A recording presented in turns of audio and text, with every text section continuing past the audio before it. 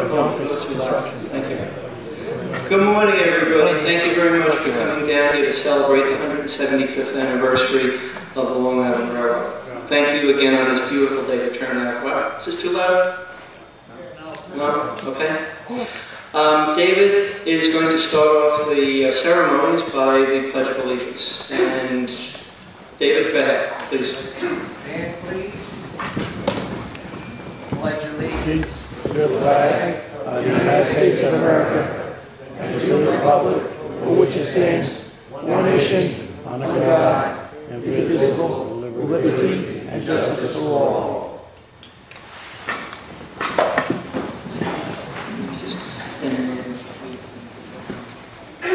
Now we have one ground rule for today. Just sit back, relax, and enjoy yourself. And thank you very much for coming. Now, you all know where the cafeteria is down on the other side. There will be lunch there between 12:30 and 1:30, and that's the time when we'll have the raffle. If you have any questions, please don't hesitate to ask. Today we're going to have, let's see, well, on my right here is Long Island Railroad President Helena Williams. And she was kind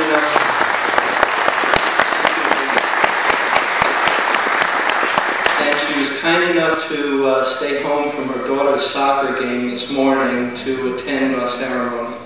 But in the meantime, we've got a lot of things going on, and I want to mention, one, the program, what we'll do today, and there's a couple of other announcements.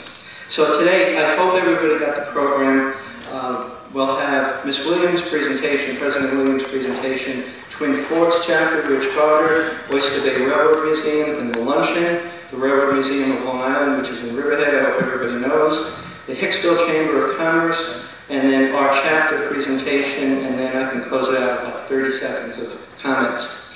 Over there on the piano behind David is one of the raffle prizes that we're having today, and I'll briefly mention some of the raffle prizes. It's not the piano.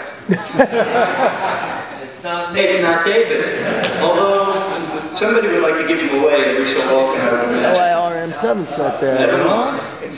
Lionel Trains Incorporated has been kind enough to donate a set of the Long Island Railroad and 7 cars, and complete set, I should say, with track and transformer. The only thing is it won't be available until August.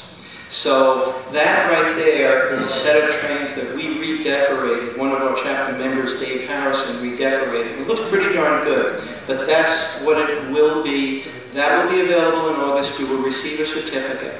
One of the other raffle prizes was on the table that when you came in. It's one of the commemorative lanterns that we produced for the 175th anniversary, and that was wonderfully assisted by the people of the Long Island Railroad as well as the licensing department of the MTA. We really have to thank them for that. David, what other raffle prizes do we have today besides some books? Mention it, please. We have 3 set of Arcadia books. Long Island Railroad Stations and Dave and Steve Leach book, Long Island Railroads, and then the New York Connecting Railroad. But we got some other prizes to tell you about later. So we really truly have several $100s worth of prizes here for you today. Now, one of the other things that the Long Island Railroad is doing in conjunction with various organizations is on July 25th, there's going to be a fan trip. That's the scheduled date right now. Time and other items we're not sure of, but Adam Diaz of the Public Affairs Department has been working with us, and we're producing a fan trip. I should say Long Island is producing a trip. We're going to help out, and probably from Brooklyn to Greenport all day, lay over there, stop at a couple of museums on the way out, and it should be a good time by one and all. A couple of other things. One, I'd like to thank several people for being here. One, Mr. Gordon Jenkins from the Audiovisual Department of the Long Island Railroad. Thank you, Gordon, for helping out. Glenn Sager, where are you? Thank you. I knew you were here. And Mr. Ray Kenny over here, Senior Vice President, Senior VP in charge of operations. And, oh, where is Michael? Mike Charles over there. Manager and the Media Relations Department of the Long Island Railroad. Yes, so in the meantime, without further ado, I'd like to introduce President Helena Williams of the Long Island Railroad. Thank you very much.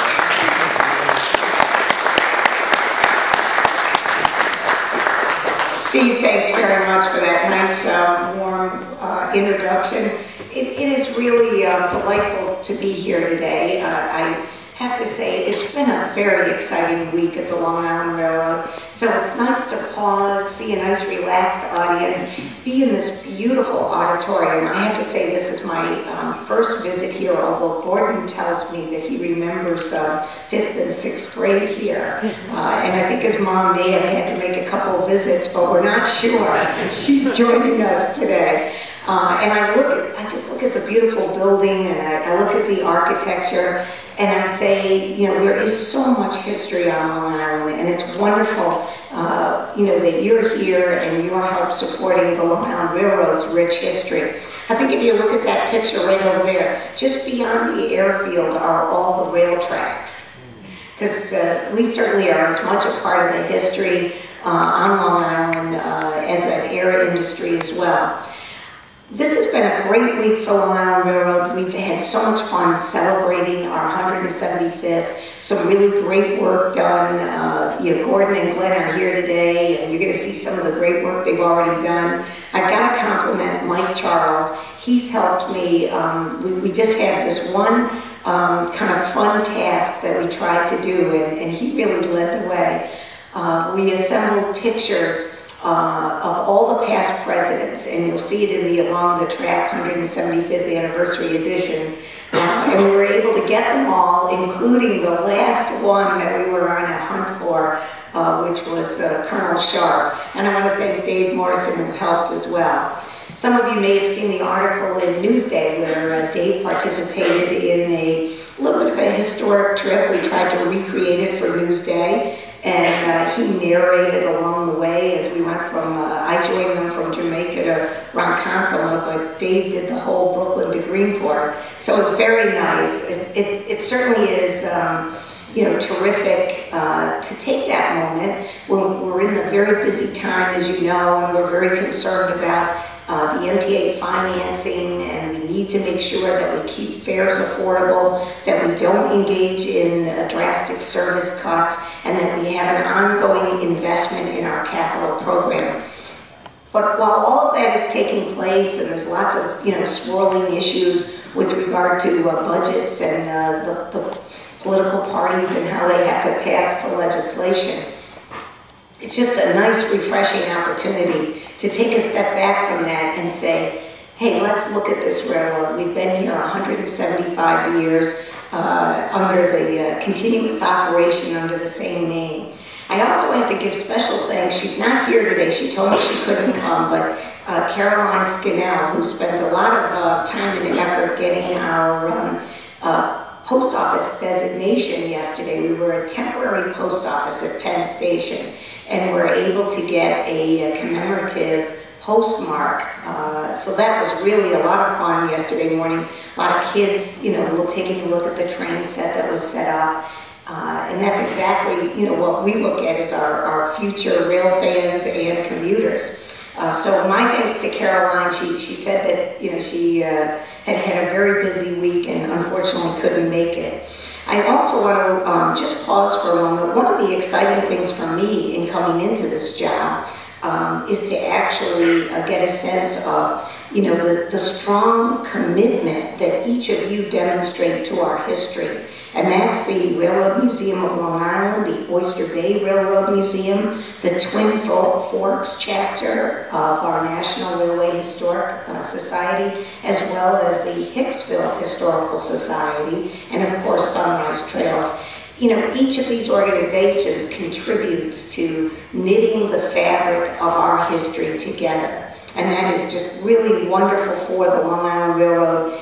Of course, I always say we love to look back, we love to enjoy our history, and we of course want to demonstrate how we go forward as well. So I would like to I always like to point out Sunrise Trail. You did a great job in preserving, you know, that Long Island Railroad steam locomotive number 35, built in 1928 by the Pennsylvania Railroad's shop in Altoona, Pennsylvania. And it was one of the last two steam engines to run in regular revenue service in Long Island Railroad. The Sunrise Trail chapter supports, continuing efforts to restore engines, and it just is wonderful. We also had some great work done by Twin Forks with the caboose that we were able to locate at the Transit Museum. So if any of you haven't had that chance to get into the Transit Museum in Brooklyn, it's just wonderful that for the first time we actually have a piece of equipment there lined up against all those subway cars that are normally there. So I want to also just note that chapter members were instrumental in the restoration of a business car, Jamaica, which remains on display next to the Wantagh Historical Society's preserved Wantagh Avenue station. So the fact that we are able to have equipment that demonstrates our past, that there's a commitment to restoring it, is just fabulous. With that, I'm going to ask Gordon to share with you a wonderful video we've been able to put together in honor of our 175th, and it gives you a little retrospective that we were able to put together of our history. And with that, Gordon?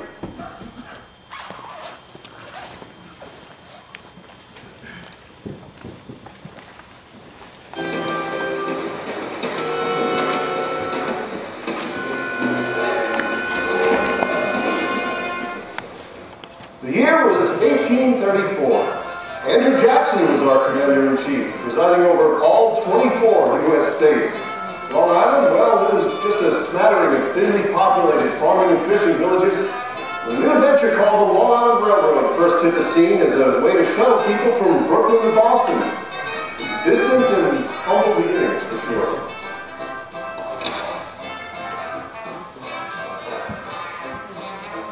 Eventually, a shorter shortcut through Connecticut would render the Long Island Railroad's initial purpose obsolete. But this railroad had other work to do. Eventually growing into the busiest commuter railroad in North America, and becoming a major player in the growth, development, and sustainability of New York City and its surrounding metropolitan area. And it wasn't...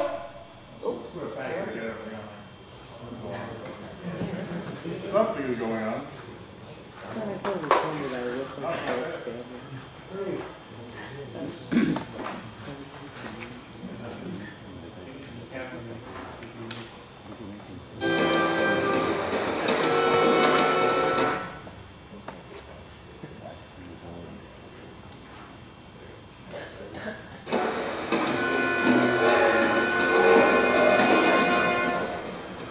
The year was 1834. Andrew Jackson was our commander-in-chief, presiding over all 24 U.S. states. Long Island, well, it was just a smattering of thinly populated farming and fishing villages. The new adventure called the Long Island Railroad first hit the scene as a way to shuttle people from Brooklyn to Boston. Distant and humble beginnings, for sure.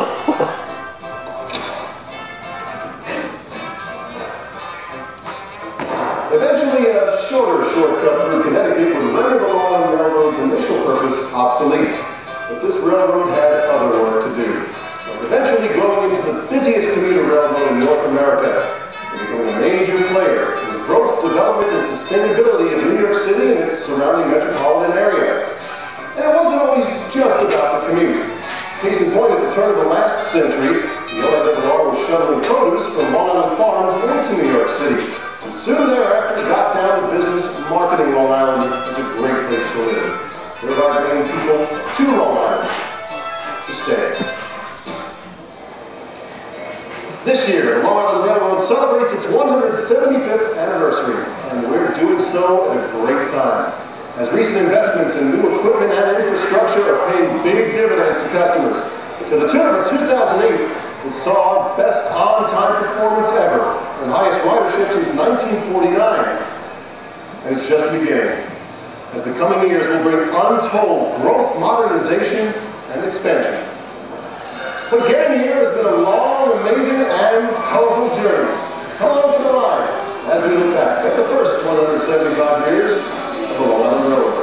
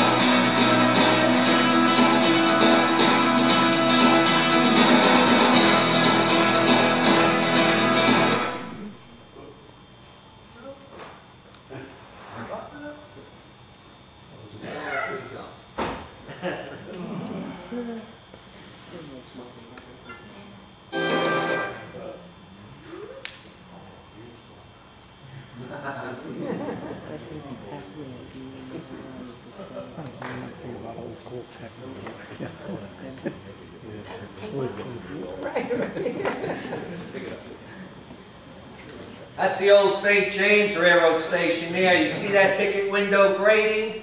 That came from Flatbush Avenue Terminal.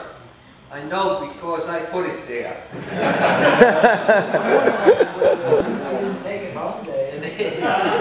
I got one at home.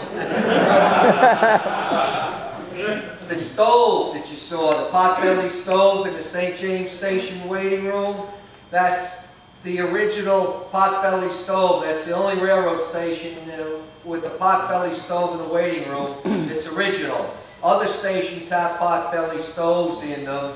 Roslyn and Port Jefferson, I put potbelly stoves in those stations. And there's a B&B foreman, probably retired I think, Paul Proctor, who did the restoration job at the Green Lawn Station. He had a potbelly stove at home.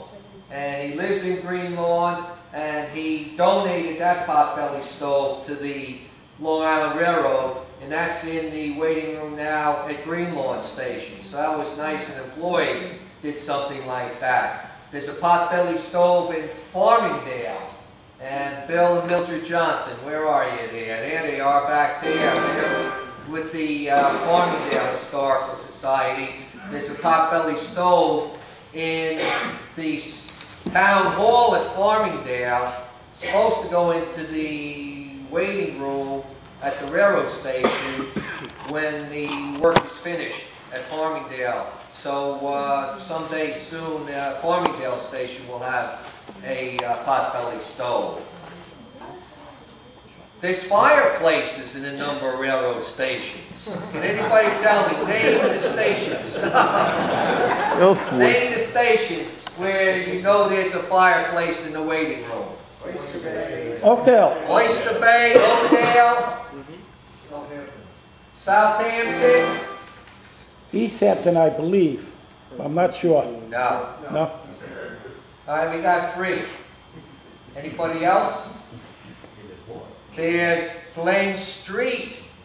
The Glen Street Station. When the railroad restored the station, there was just a little hole where the fireplace used to be. But when the railroad did the restoration work on Glen Street Station, they rebuilt the fireplace with a nice mantle. It looks beautiful. It's not operating, but it's been restored. How about, nobody here from the Railroad Museum of Long Island? Riverhead, there you go. Beautiful fireplace in Riverhead. And you know what? I'll tell you a little secret where there's a fireplace. Probably very few people know about it. Blank Cove Railroad Station. They sealed up the west end of the waiting room wall years ago, but if you go into the back of that west wall at Glen Cove Station, there's a beautiful fireplace. It's got a high mantle. The mantle must be about 7 feet high, and there's beautiful columns on it. When the restoration work is done at the Glen Cove Station, then they're going to open up that wall and expose that fireplace again. And that's one of the things we can look forward to in the future. So potbelly stoves and fireplaces add great character and historic look to our railroad stations. And we sure got a lot of historic railroad stations that we could be proud of. So we're going to do DVD, Dave. Okay, well, you want to go on with Helena, and then we'll watch the rest of it run. Why don't we continue? Yeah, okay. Go ahead. Talk about the oldest station. What do you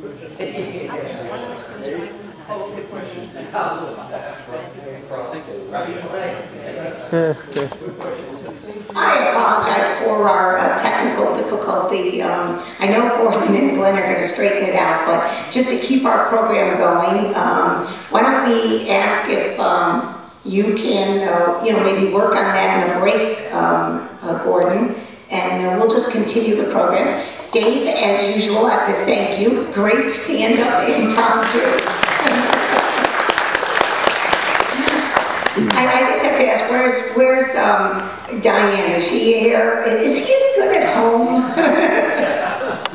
I actually want to pause for a moment, and I want to acknowledge Christine Quigley and Diane Morrison. I said it's always nice when a spouse will pitch in and join in an activity, and they deserve a special thanks for doing that and helping.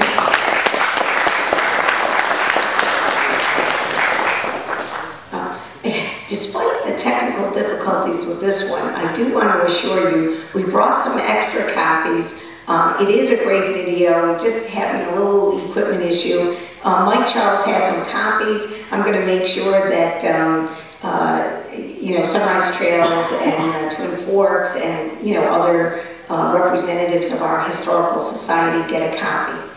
I'm just going to continue. I wanted to share with everybody that we certainly enjoyed these activities tremendously over the past week. And I made a point of really indicating to everybody, and I said it in a couple of different forums, that we dedicated this anniversary, this 175th anniversary, to the hardworking men and women at the Long Island Railroad, both past and present, who make the railroad the fine operation that it is today and that it will continue to be in the future.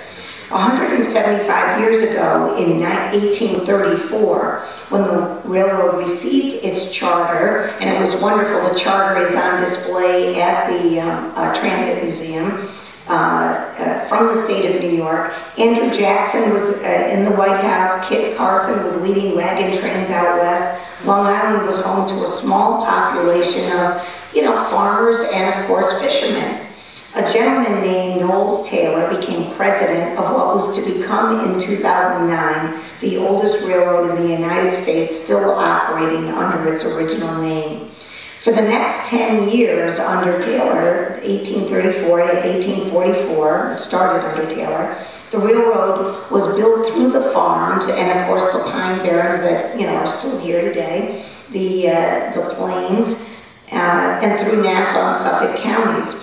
Over the years, there have been 38 presidents of the railroad, and I'm pleased to note that the 37th, our acting president, Ray Kenny, here today, continues as our senior VP of Ops. Ray has about 35 years of railroading experience at the Long Island Railroad. I was delighted yesterday to have Jim Dermody with 43 years of railroading experience, who was our president. He joined us for yesterday's celebration. Robin Wilson, who was also a past president, and Chuck Hoppy joined us. It was so interesting to hear Robin Wilson talk about his plans for electrification to Ronkonkoma. It was just, great as we all sat and said,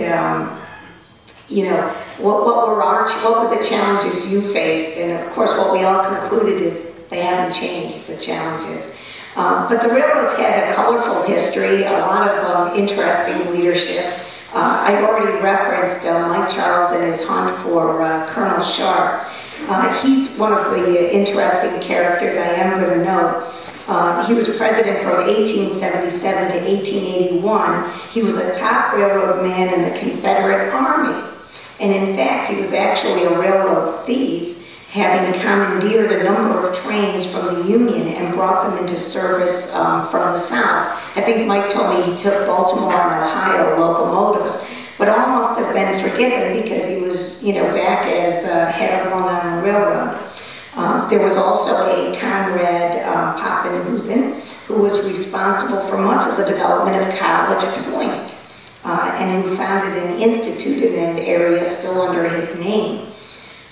Conrad, and later his son, because of course railroading runs in the families, as we know, Adolph, another Long Island Railroad president, drove the company almost into insolvency, trying to consolidate competing area railroads into the modern-day Long Island Railroad. But then there was Austin Corbin, who ran the railroad as receiver until October 15, 1881, when he was directed by an order of the Supreme Court to restore the property of the Long Island Railroad Company to the control of its board of directors. Mr. Corbin infused the management of the railroad with a new spirit of energy, however, and it was the next effort to continue development. Over the past 175 years, the economic health and vibrancy of Long Island has been linked to the vast transportation network that is the Long Island Railroad. We're an essential component of the metropolitan region's transportation network, and during that time we led development. I'm out there talking to a lot of different communities, and one of the things that, when this new buzz term, there's always lots of terms in transportation that come out. Today's term is transit-oriented development. I think 10 years ago it was called smart growth and livable communities. It's all the same concept. The idea that communities grow around transportation networks. I say to Long Island, look, you're talking, to someone who really understands transit-oriented development. Most of the communities on Long Island grew up around our railroad stations. We're one of the originators of transit-oriented development.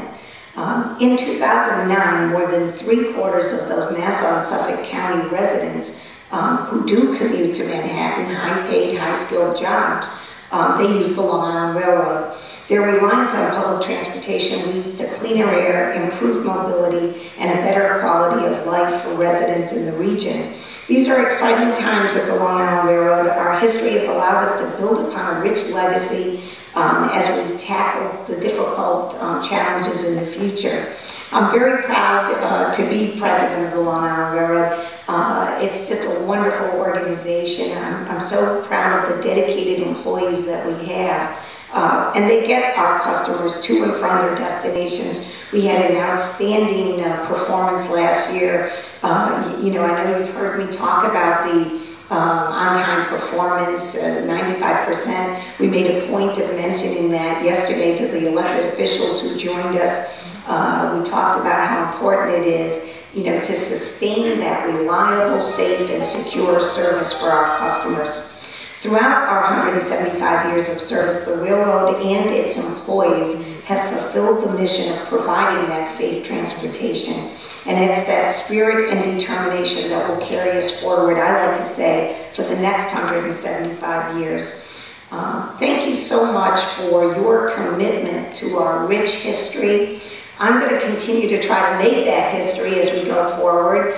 And I can't express enough my appreciation for the effort you put in to documenting and weaving that fabric together, as I mentioned earlier, of our long history on Long Island. I think that Long Island and the railroad grew up together, and we're going to continue to move forward together in the future. Thank you very much.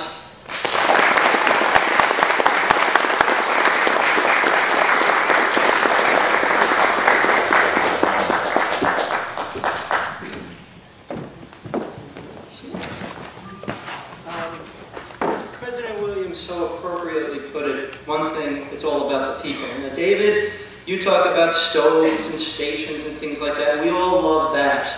But we all know, without the people, where is this place? We're going nowhere. So, members of the Sunrise Trail chapter, as well as the other historical organizations, do appreciate the people of the Long Island Railroad, because without them, there's nothing. So in the meantime, what we wanted to do, and David, thank you as usual for your efforts on this, we put together, as I unwrap it, a plaque, and we wish the people of the Long Island Sunrise Trail chapter of the National Railroad Historical Society wish to present this to the people of the Long Island Railroad. Oh, thank you very much. And I know you've seen this before, but in the meantime... Okay, just like we're commemorating the 175th anniversary of the Long Island Railroad, 1834 to 2009. This plaque was presented at Jamaica, New York, actually yesterday, on April 24th, 2009, in grateful recognition of the long-term friendship between the LIRR and the railroad historical community of Long Island. So again, President Williams, as representative of all the people of the Long Island Railroad, thank you very much. We appreciate it.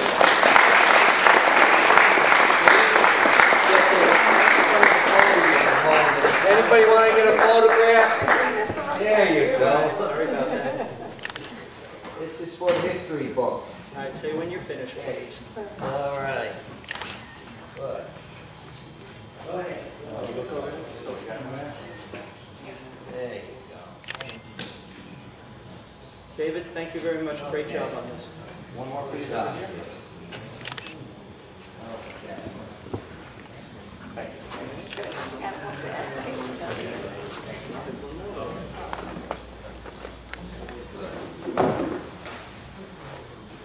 Now, there's not too many of these floating around Long Island. I think it's a railroad spike, all right? Maybe, but no, is that a common thing to the railroad? Yes, David's going to take it. Display that. But anyway, I found this one particular one, and it can, I took it. Well, I apologize for taking it, all right? But you have to return it to where I took it from. Now, there was one on the North Fork. This one's from the South Fork. It's the last tie of the last rail in Montauk. So when you get out there, if you would be so kind as to put it back. I know you're out there every day, so again, when you're out there. But it only can go back into that one particular place.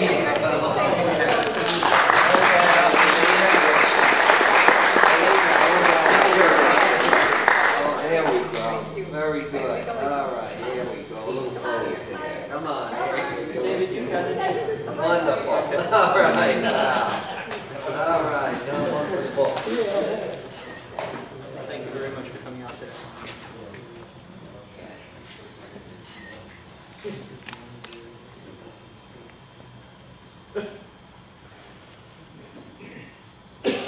Lee, did you get it? Okay. Got it. Good.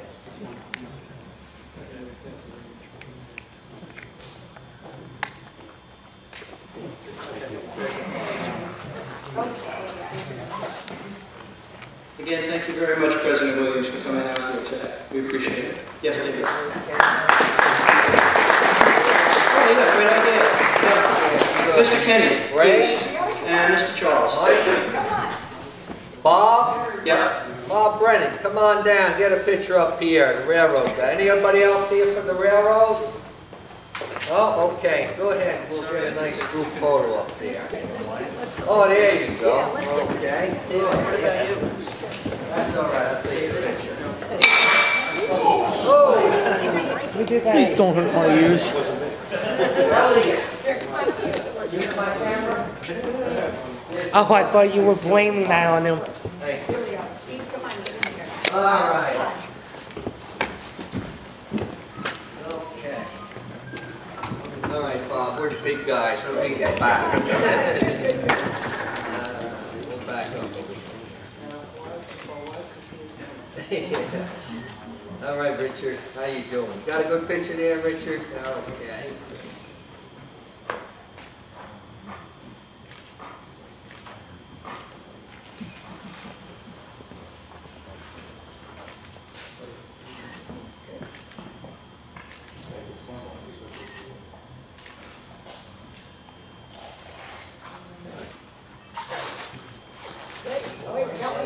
Oh, one more. I look the other way. All right. All right. Good. All right. Okay.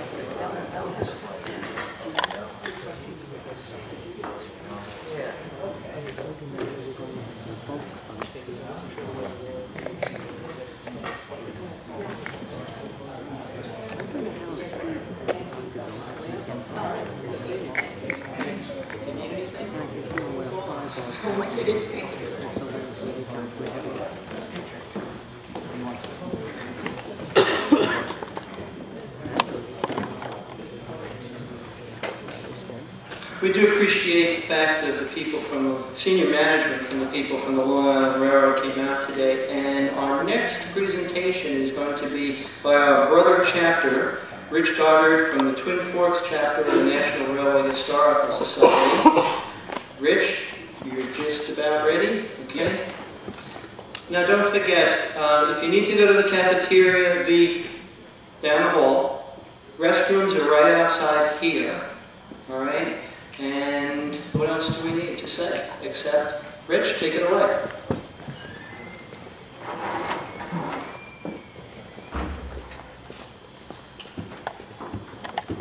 Rich's chapter is responsible, and Rich is responsible for the caboose in the Transit Museum. Actually, when I looked at it the other day, it looks better than new. So you guys did a fantastic job here. Thanks very much.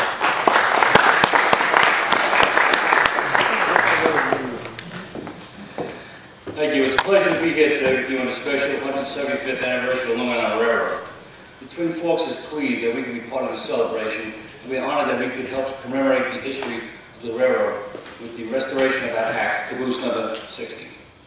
The restoration of number 60 is our way of bringing the railroad's history back to life for all to enjoy. The Long Island Railroad is rich in history and is an important cog in the growth and sustainability of Long Island. Today we celebrate that history. The Long Island Railroad is a railroad with a very diverse past, from marine tug and barge operations to steamboat operations to rail operations. The Long Island Railroad has a profound effect on the island we all call home. With the anniversary of the Long Island Railroad, we have been reminded over and over again of the history and importance of the railroad. When you think about it, the Long Island Railroad has touched the lives of almost every Long Islander. Whether you use the railroad to commute to your job, ride the railroad to visit the city, or travel the railroad to get from point A to point B, whatever the reason, the Long Island Railroad has been part of your Long Island experience. However, let's move forward to today's celebration of the Long Island Railroad. The Twin Forks chapter has had the honor to play a small role in the 175th anniversary. I am proud to say that our contribution is the restoration of caboose number 60. We worked many years on this project, and I am equally proud of the Twin Forks chapter members who volunteered their time, money, and sweat, working all seasons and all types of weather to make this restoration come true. If you'd like to see the caboose, I recommend a visit to the New York Transit Museum, where the caboose is on display for the rest of the year. Also, to commemorate the 175th anniversary, we will be producing a special limited edition anniversary golf polo type shirt that will be available in a few weeks. To be honest, I was hoping to have it today. However, with the caboose project, that project was pushed back and we have it in a few weeks. So without further ado, I'd like to present a slideshow restoration on caboose C60. What you will see is a project that started in 2003, and you will see the caboose from the delivery to the chapter to the delivery to the Transit Museum. And after this presentation, Vice President Bob Bender will present another slideshow on the railroad during the 1960s.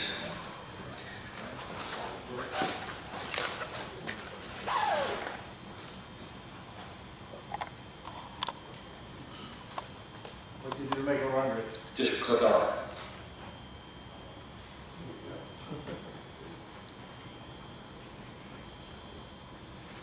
You have to click each individual one? No.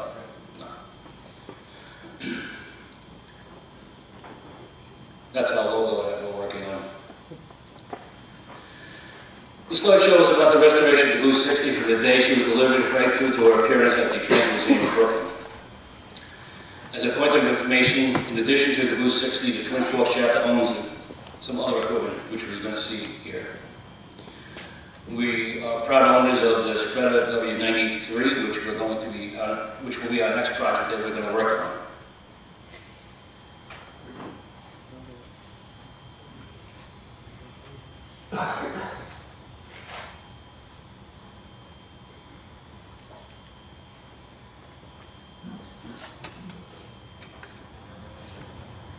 We also own this MTA flat car, which had its history started in Santa Fe, and we'll be working on that soon. We own P72 number 2907, and you can see we started some restoration work on that car as well.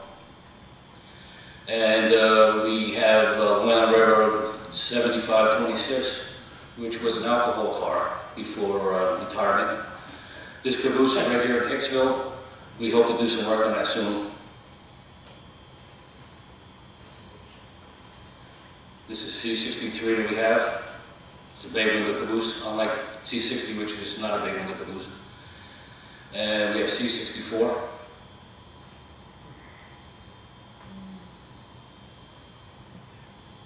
And that's caboose C60. And one of the phases going out for restoration. On May 4th, 2003, 3 cabooses and a flat car arrived at Riverhead and on the property of the Twin Forks chapter. This is the day they arrived, and that's the condition they were in.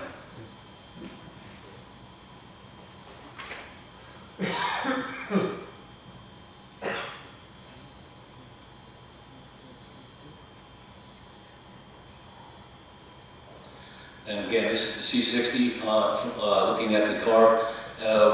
It was an extensive amount of work we had to do to get the cars back in the condition it is today.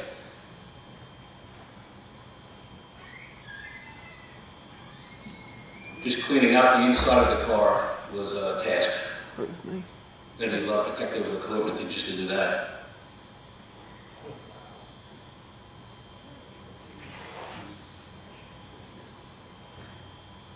This was the crew that brought the equipment out that day. Some of these people you'll probably all know. And there's C60. We put a coat of paint on it to hide some of the graffiti that was on the outside.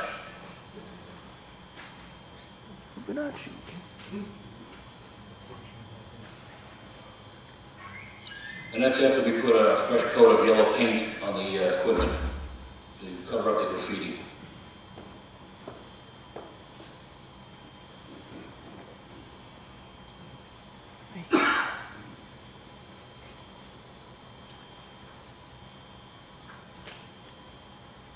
Actually took a lot of work just to get it to that condition.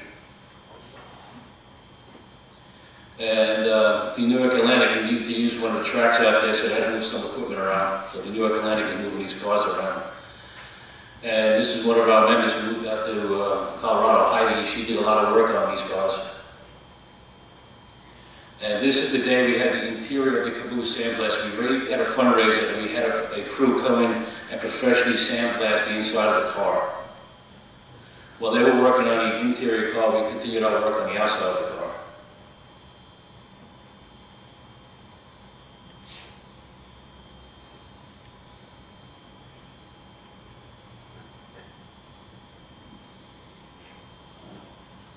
This work started at about 7 o'clock in the morning, and we didn't finish that day until almost 2 o'clock in the morning, the following day. This is when we're putting our first coat of primer on the car after we've done some body work on the car.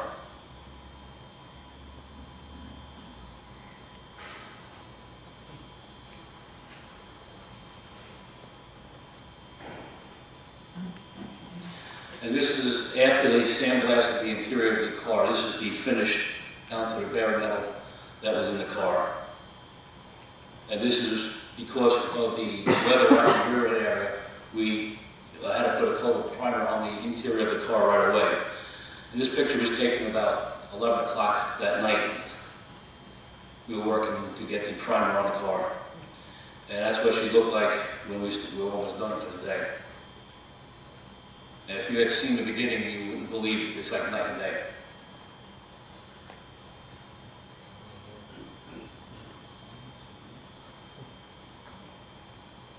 This is when we had a coat of primer on the entire body of the car. And here we're applying the first coats of orange paint. It wound up having 5 coats of orange paint on it.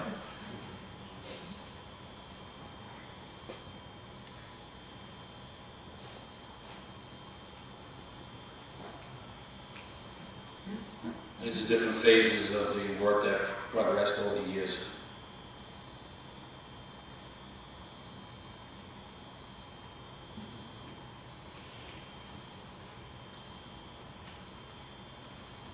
What year was that built, Rich? 1961.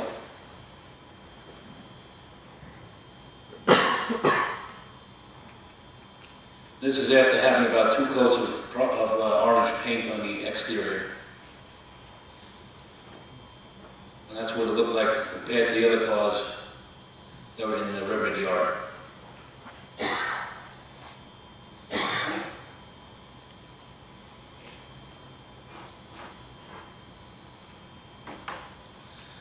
Now this is when we do some interior work. We applied a color that we think is pretty close to the interior color of the car.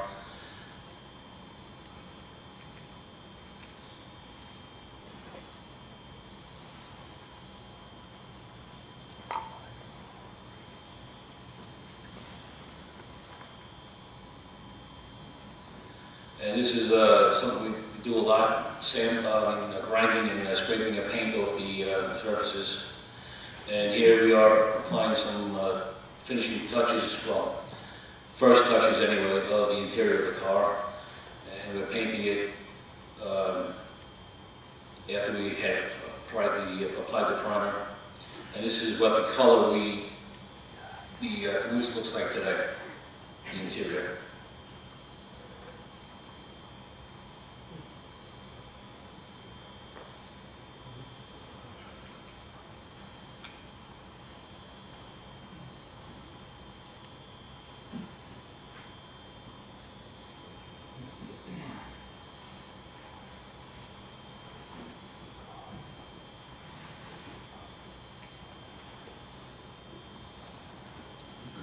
We take a moment out to the crew, to the picture for the day, and they've done a lot of work. Now, these several photos are showing you the type of body work that we had to do. If you see the caboose today, you'll see what a difference it is.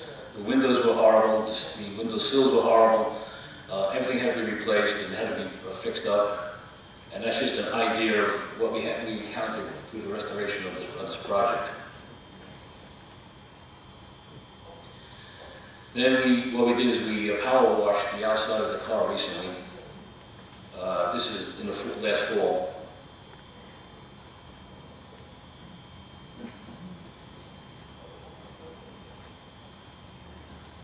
And this is in preparation for more paint, coats of orange paint that we were going to apply.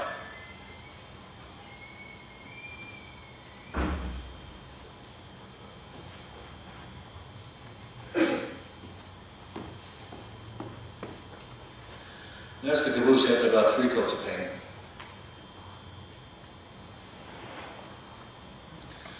And now we're getting closer to finishing up the interior of the caboose.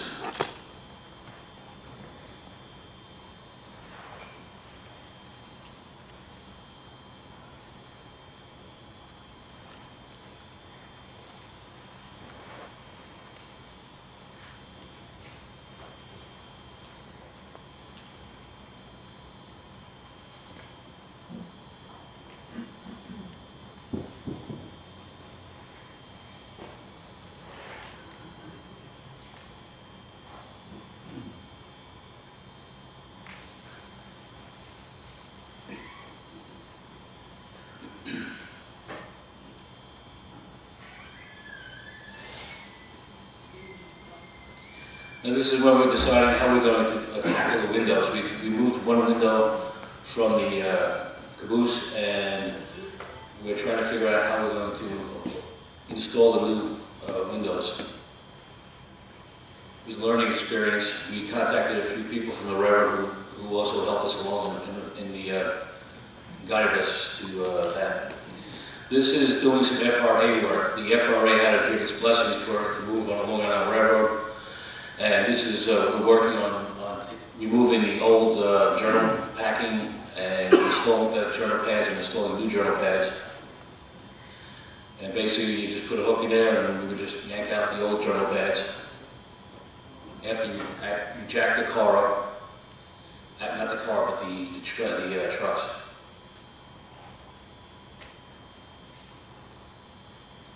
the old journal pads look like. They were pretty bad.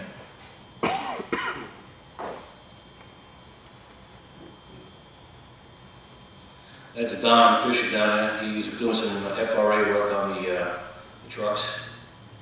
The FRA gave some ideas and we were able to accomplish everything that the FRA told us to do. This is a journal. The brass was taken out, and this is obviously in very bad condition, but we had to replace it.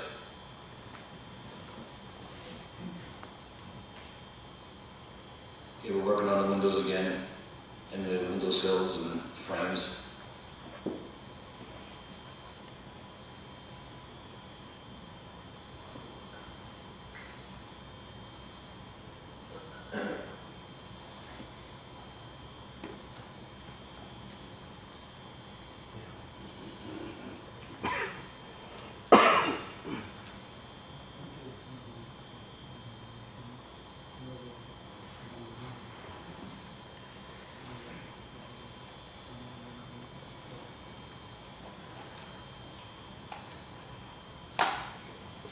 These pictures to illustrate the different phases that we had to go through. This is approximately 4 coats of paint on the outside. Trim work was done, the windows were installed, the interior lighting was repaired, the end lights were repaired, the FRA work was accomplished, and now we're doing some final touches on the exterior of the car before we do the lettering. Actually, one more coat of paint was applied before the lettering was done. This is going back. This is the new journal pads that are installed in the caboose.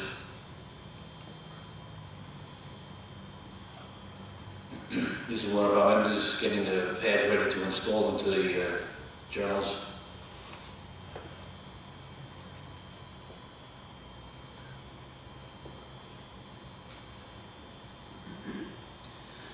And this is me coming up with a system of packing the journals in.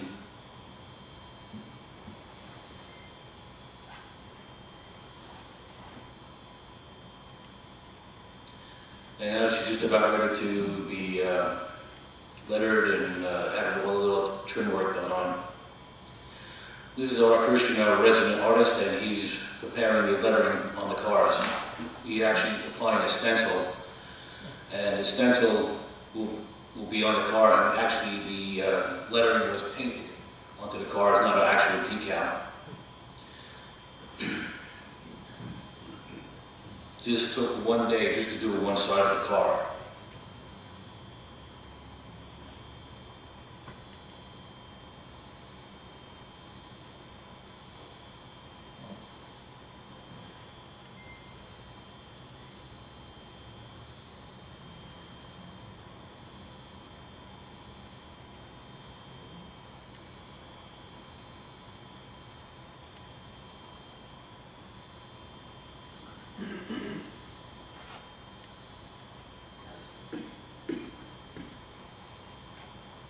There's some of our members doing some touch-up work, getting it ready, while Art was working on the lettering.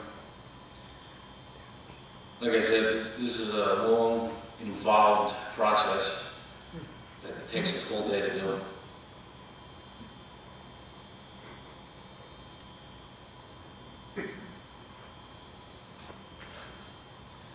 And now it's almost ready to be painted on the paint onto the lettering.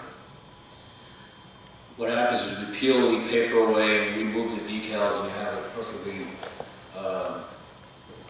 lettered caboose.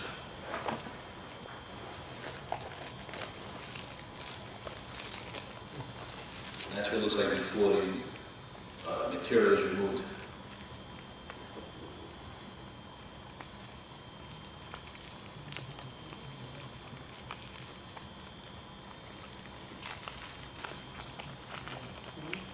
Rich, did you have original drawings for the lettering, or did you do it from photographs? No, we had some, Dick Horn was able to find, this is, what would you say? We stopped our work to give a check to Anthony. We split 50-50 a trip going to a rail camp with the NRHS. The lettering was Dick Warren worked on the lettering. He had the lettering on a caboose in Wading River. And what we did is we retraced what he had done. And we came out with what we believe is the proper lettering. What's that steel patch between the two windows? The orange section? Yeah, patch. It looks like there's a patch between those two windows. Is that all the way on the left now? No, it's right there. Over the A, under the A and N. Oh, that was a patch the railroad put on it. It must have been some bad metal that they replaced the metal.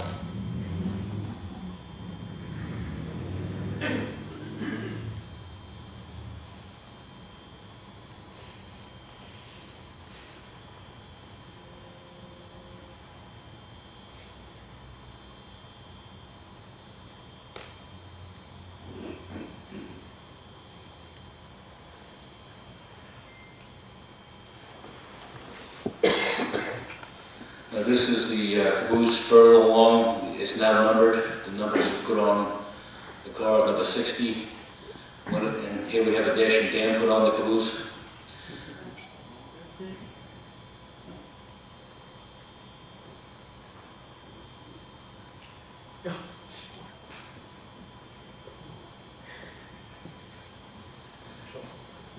And the repacking date on the journals was 3/29 of this year, and approved by the FRA. Here's the build date. It was built in January 1961. That's the weight of the car.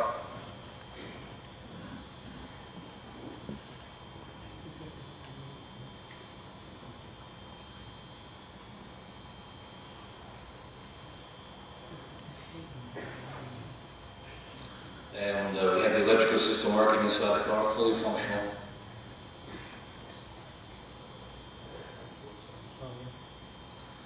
And that's getting close to the final product.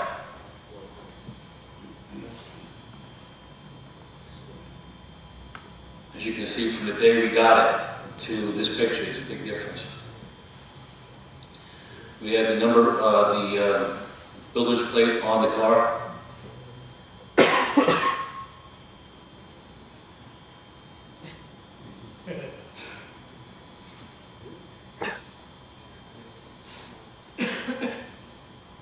And that's the car with the paper taken off the window and just about ready to go.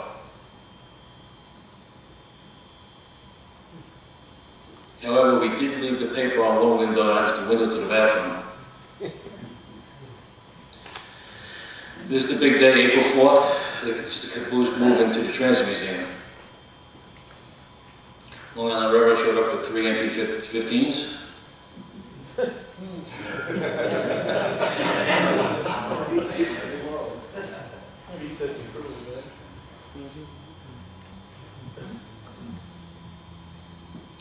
And here's the crew shuffling around some of the equipment to get the caboose. The caboose is all the way at the east end of the track, so they then move the equipment around to get the caboose out.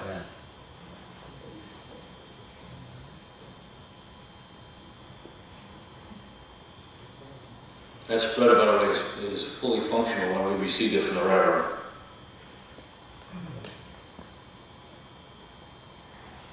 Here's a good chunk of our equipment moving along.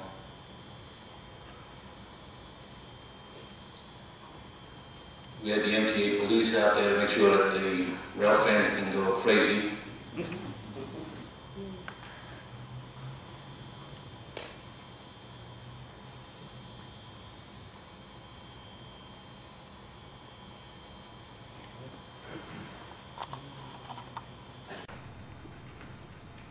Long Island Railroad showed up with 3 MP-15s.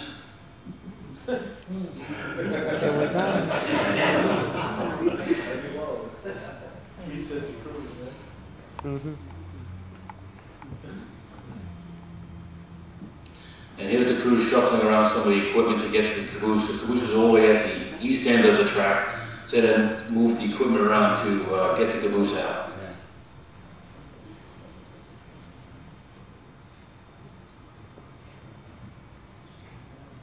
That spreader, by the way, is fully functional when we received it from the railroad.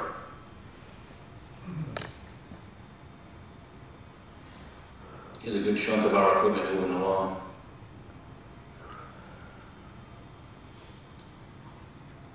We had the MTA police out there to make sure that the rail fans didn't go crazy.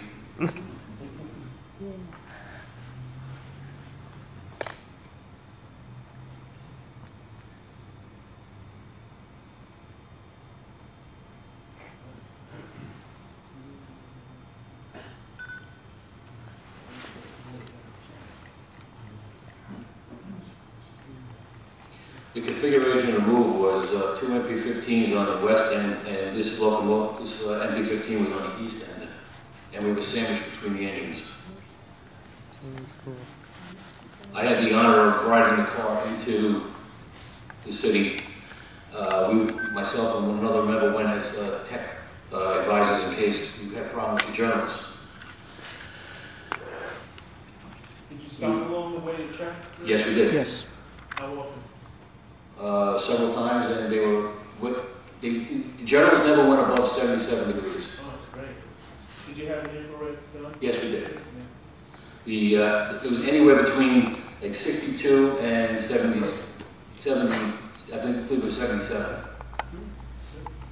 So the Long Island Railroad crew that was with us, we did a great job because the car ran beautiful, and even the FRAs gave it the blessings because there was nothing wrong with the wheels or brakes. Everything was within spec, and they gave the blessings from Washington. We got a special waiver to move the caboose over Long Island Railroad in the New York Atlantic.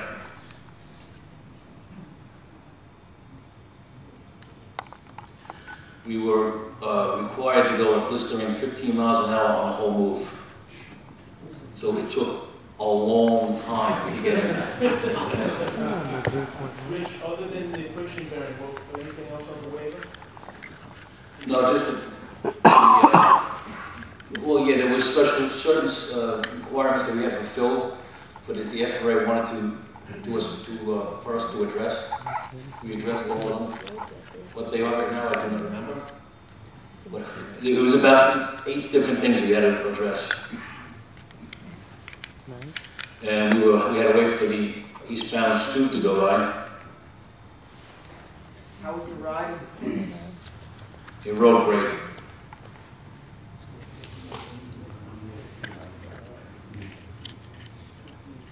And we're just about ready to leave Riverhead. We had a New York Atlantic train working ahead of us, so we had to wait for clearance to head west. Once we got clearance, we headed west, and it was a very slow ride. This is, I believe, in Medford, Bob? That's Riverhead. It's Riverhead? It's off the West Switch. What time did you actually leave, Rich? It was about 11:30 in the morning. When did you finish? We bailed in Penn Station at about 3:45 in the morning. Matter of fact, it was still had about another 2 hours to go because it was going up to 207th Street Yard.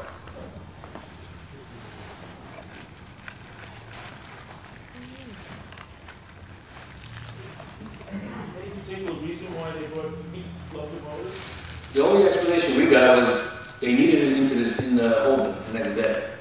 They were in Suffolk County, so they just take them all out at the same time. This is Medford going over Jamaica Avenue. This is Medford going over Ocean Avenue.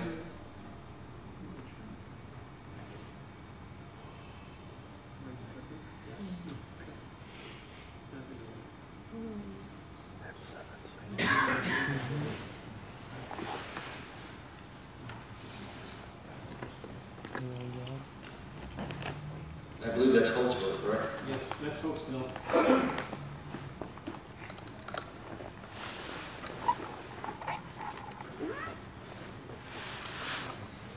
And here we're going westbound through the Ronkonkoma Yard.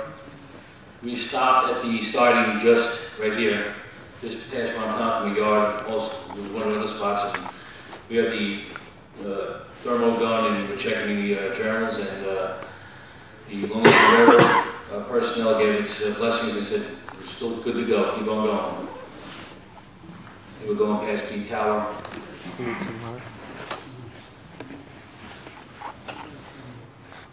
They were stopping along the right-of-way, checking the journals.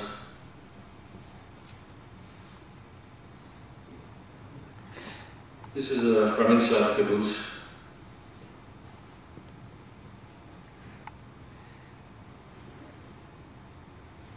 That's one of the Long Island Railroad crews who told us we did a great job and he gave us blessings to keep on running. Here we finally got the fresh pond that night. I believe this is around 9 or 10 o'clock at night.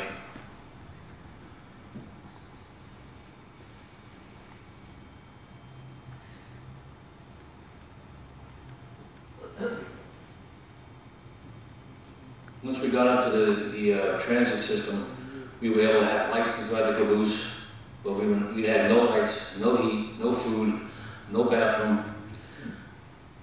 But I love every minute of it.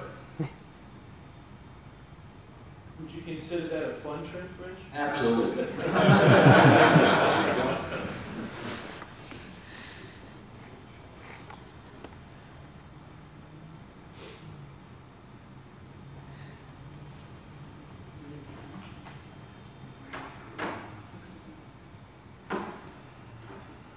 And here's where the New York Atlantic took control.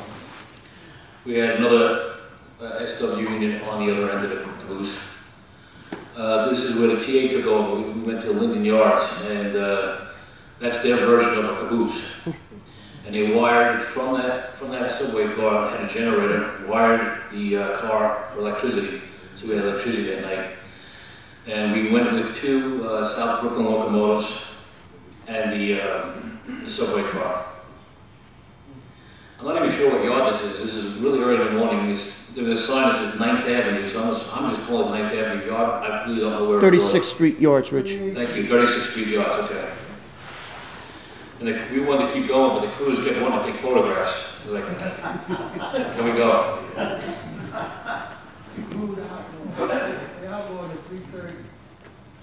The Long Island Railroad crew outlawed at Hillside.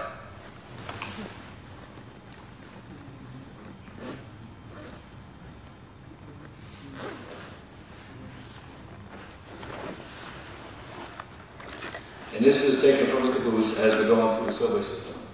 The first time that a caboose of any type was in the subway system. And we had to go from Brooklyn to Manhattan, Manhattan back to Brooklyn, through several loops and going on different tracks within the subway system because of track work.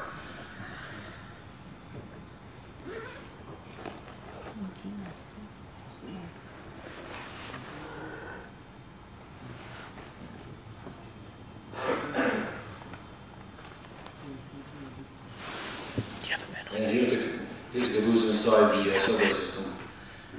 Even the yellow light on the top is flashing and all working thanks to Dick Horn.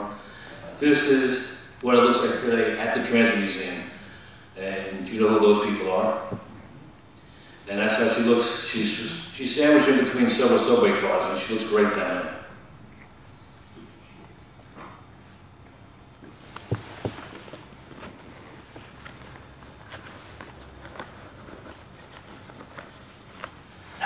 The museum also made this plaque that is in front of the caboose.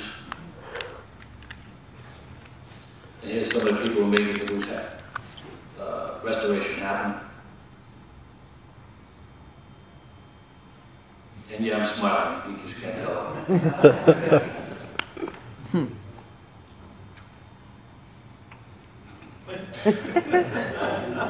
Had to throw that one in. The Twin Forks chapter would like to thank everyone who made the restoration possible and those who moved the caboose to the Transit Museum. We'd like to thank all of the Twin Forks chapter members for the hard work and dedication who made the restoration a reality, and the Railroad Museum of Long Island who helped us along. And thank you to all at the Long Island Railroad management and crews and all at the New York and Atlantic. And a special thank you to Charlie Sachs and everyone at the Transit Museum who brought the vision of bringing the caboose in a reality. I'd like to thank Bill Wall and everyone at the Transit system and Tom DeMille of the FRA. And that's all I have for now. And Bob Bender, the Vice President of Chapter, would like to make a slideshow presentation.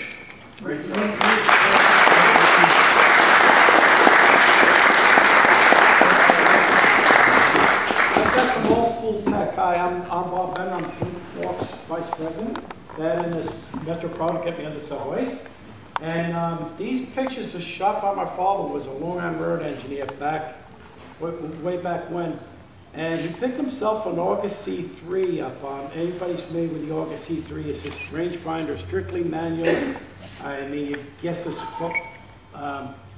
you focus it, the rangefinder, and you really have to guess your exposure because Kodak gave you the super paper once you set the exposure at. So this was a very crude camera, but just the same. Thank you, Steve. And before I get started with the presentation, I'd like to thank Steve and Dave Morrison of the list for the fine job that they've done today and all through the months leading up to this wonderful celebration for the Long Island Railroad. Thanks for having the presentations today and running the symposium. You guys have done a lot of work with your committee, and I think they deserve a big hand.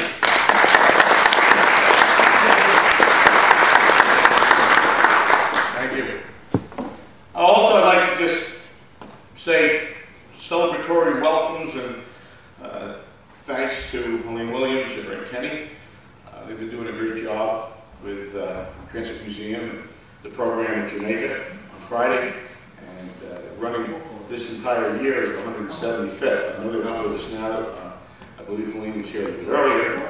And also a big thanks to Glenn and Gordon, who the Long Island Railroad was sent out here today. We got to meet them the first time when we moved C60. For the great work that they're doing with audio visual today. We couldn't do this without them. And finally, I'd like to recognize a couple of fellow trustees and workers from Remley that are here today. Richard Gorddard, President of Twin Forks, is also a trustee. And our Ascensions Chairman, John Rooney, is with us here today.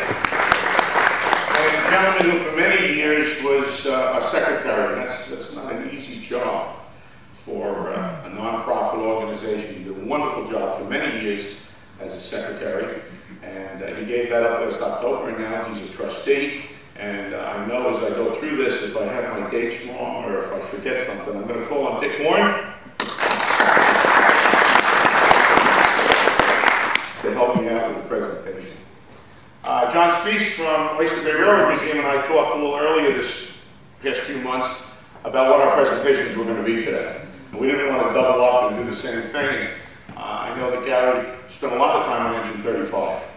So I said, well, you guys work on 35. I'll say a few things about 39, but the bulk of my presentation today is about preservation of all railroading on Long Island, especially Long Island Railroad and its history with the Pennsy, out at our facilities at Greenport and Riverhead. So, Gordon, Len, if we can get started here, we go. So we're going to take a day in the life of the Railroad Museum of Long Island.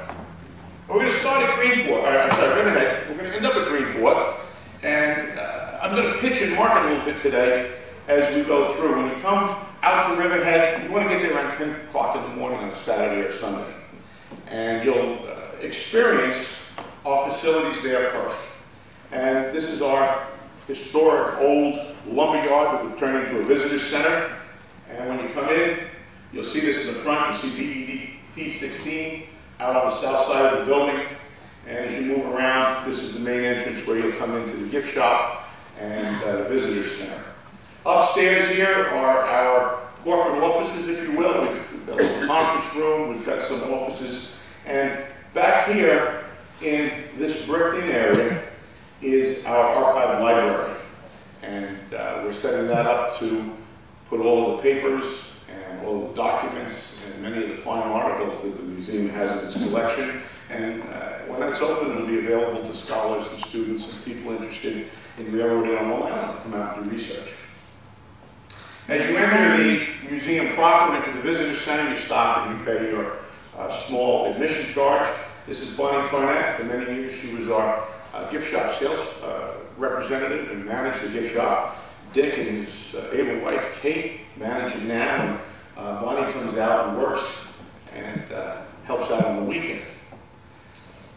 As you can see more of the gift shop material back there, and this is George Faith, our Vice President, and one of about 20 folks who make up LIRR, Long Island Toy Train Locomotive Engineers of Remedy. And these gentlemen do outreach and run toy trains. And as you can see, we do a lot of Long Island Railroad, O-gauge equipment here inside. This is what you're going to see running. Some of the fine work, artisan work and craft work that they've done, putting this together. And this is in the visitor center on the first floor. Behind this, we have a small area where we can put exhibits, and we try to change the exhibits out every year. We've had exhibits of rail cars that were built by students in the Wading River High School technical classes. We have had circus train layouts and circus memorabilia. Of course, we see the Ringling Brothers, Barnum and Bailey come to Long Island every March. So this section down here where we're standing is an exhibit area where we have the restrooms that you can go into. And this is the fellows who are working on the layout that you see here. This is run Saturdays and Sundays, and we've got a number of other layouts that they also run for outreach. This is our north building. It's called the Freeman Building, after Ron Freeman, who was many years a trustee, and he passed away. He was very, very active. We've named this building in honor of him. And down on the far end is our wood shop. The middle section has a small metal shop where we do cleaning and working. You'll see some pictures of that. And this area right here, the west end right now, is storage. We have a lot of the parts of engine 39 and spare parts from locomotive 16 in there. We'll be moving some of that stuff out, and we're going to be making a large exhibit hall in this part of the building. We've already started moving and sorting and reorganizing some of the material in there. And hopefully by this time next year, we'll have a new exhibit hall in there. After you've made your way through the visitor center, it's time to take a guided tour. And this gentleman right here is a gentleman who passed away in October, a many-year trustee of the museum, a real friend, a loyal worker, Don Bennett. And Don's love of the museum came out every time he took a group of people around to see the rolling stock and to see the things that we have on display. And as you can see here, he's in his element. He's got some kids, he's got some parents, and you can see by the expression in his hands, he's talking. Our docents will take you around and give you a tour of what we have. This is an old 1800s watchman's crossing shanty. It was donated to us by Mrs. Smith from Peconic. And our shipwrights, a group of 7 or 8 retired gentlemen, came along, and they do work for the various historical and preservation groups out on the North Fork. They completely rebuilt it in the wood shop, painted it. We moved it outside, so it's alongside of our Garden Railway. And the Garden Railway Society operates out of here. We ran electricity into it, so not only is it a fine artifact from the Long Island Railroad, an old crossing shanty, but it is functional for the museum. We run our controls out of there. Now, the history to this was it was somewhere here in Nassau County. We don't know exactly where. And Mrs. Smith worked in the Holden yards, in the electric shops, and not shops specifically. And she had been there from the early days of World War II. She was one of the women that went to work for the railroads, the men were going off to fight. As the Long Island was phasing out their crossing shanties and going to the electrified drop crossing guards, these things were being burned and thrown out by the railroad.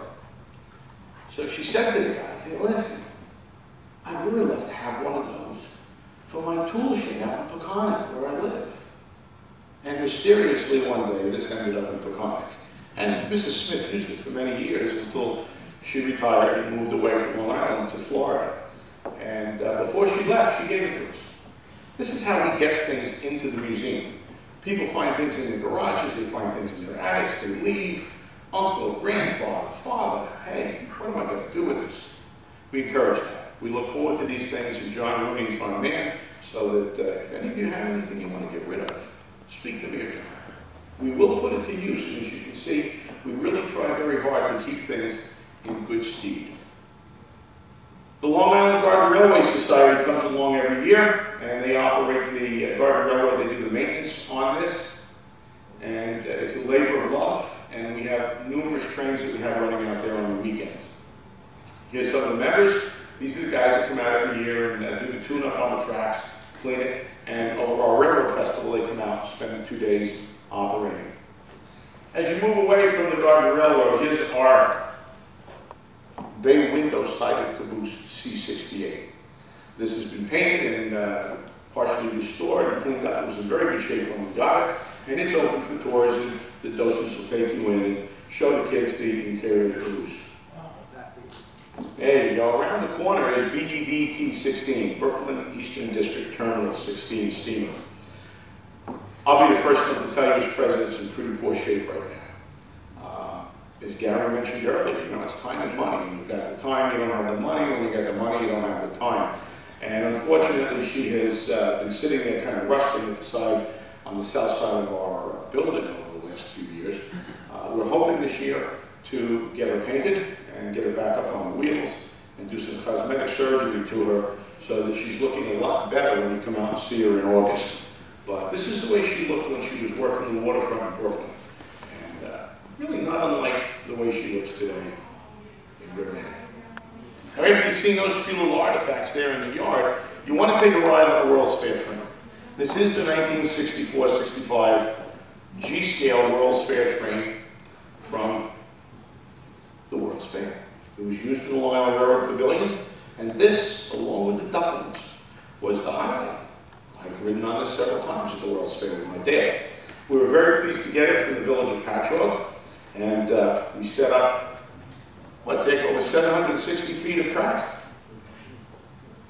Dick, what, about 760 feet of track? The main loop's about 670 plus the siding. About 670 plus the sidings.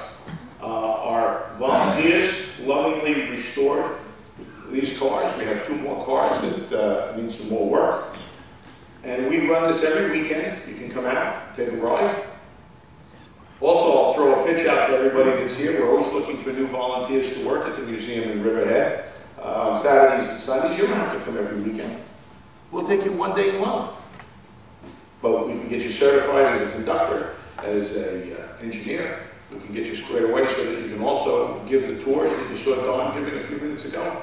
And as you can see, there isn't a sad face. I love this one here. She's, you know, the kids waving. Everybody's happy when they're riding on the train. And for the grandparents, it brings back memories of taking their children onto the World's Fair property and seeing this. Across the street from the visitor centers where we have our rolling stock in the Long Island Railroad yard there. This is a pair of M1s that we received in March of 2008. The other pair is kind of bouncing around western Suffolk and Nassau County, is slated for the Transit Museum in Brooklyn. Actually, Morris Park, Don. Is that where It's in Morris Park right now. They're in Morris Park now. They have been over in Hicksville here by the Long Island Lighting Company facility, and while they were there, they were tagged, and our friends at the Transit Museum were very saddened by that. And after that happened, there was a real push to get them moved someplace that's a little bit more secure. So this is one pair, and the other pair is slated for the Transit Museum. Now, we open these on the weekends, and the docents will take you in, and you'll walk through the M1s, and you'll go through one of the 2900 cars. We've got 2934, and I think the other was 2933. 24 and 33. 24, there we go. These 2 cars were used in the end of steam ceremony. And we have one car that we've started to restore the floors out of it. We don't let people go into that unless they're working. The other car is still in fine shape. And when you move from the M1, you go into the 2900 car and move on through. So you get to see 2 representations of Long Island Railroad coaches over the years. This is the Bi-Level 200. This is an all-aluminum car made by Helco. And I want to say 1926. Dick, help me.